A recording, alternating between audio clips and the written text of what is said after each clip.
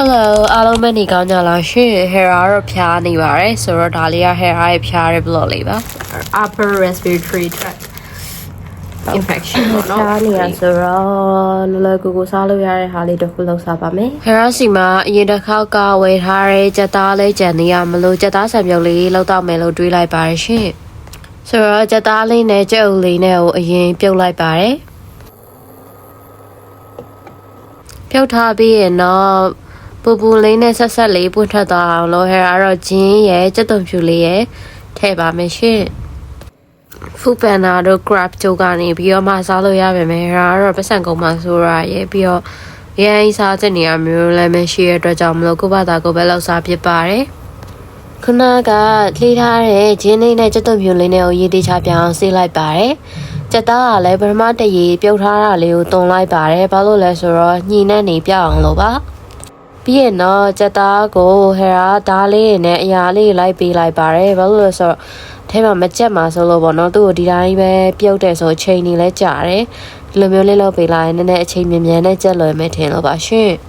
ပြီးရင်တော့ရေဆေးထားတဲ့ကြက်သွန်ဖြူတဲ့ဂျင်းနဲ့ကိုထည့်လိုက်ပြီးတော့ပြုတ်ပါတယ်ရှင်ခုနေ့ကဝယ်ထားတဲ့ထဲမှာကြက်နေရဲ့ပြောင်းမှုရဲ့ပြီးတော့မုံလာဦးနီလေးရဲ့ဗာထည့်ပြုတ်ဖို့အကြံရသွားလို့ပါရှင်မုံလာဦးနီလေးကိုတေချာခုံခွာပြီးတော့အတုံးလေးတွေတုံးထားလိုက်ပါရရှင်ပြီးရင်တော့ပြောင်းမှုလေးတွေကိုတစ်စီချင်းစီလိုက်ပြီးတော့ခွာလိုက်ပါတယ်ပြီးရင်တော့ရေလေးတေချာဆေးပြီးတော့ကြက်ပြုတ်တဲ့ထည့်ပြီးတော့ပြုတ်လိုက်ပါရရှင်ခုတော့ဟဲ့ရာဆန်ပြုတ်လို့ဟိုအတွက်ဆန်လေးကိုတေချာလေးဆေးပါမယ်နေမကောင်းတော့ရေရမ်းကင်ပြီးတော့ထပ်ပြီးတော့ဖြားမှလည်းစိုးရပါသေးရဲ့အဲ့တော့ရေ2ခါလောက်ပဲဆေးလိုက်ပါတယ်ဆေးပြီးတော့ရင်တော့ဆန်လေးပျော့တော့ဟဲရာရင်နွေးလေးစိမ်ပြီးတော့ထားပါရရှင်ချက်သားပြန်ပြုံးနေတဲ့အချိန်တွေမှာဟဲရာဘိုက်ဆာလာလို့ instant oat မီလေးလောက်စားပါမယ်ဟဲရာက instant oat ရဲ့ပြီးတော့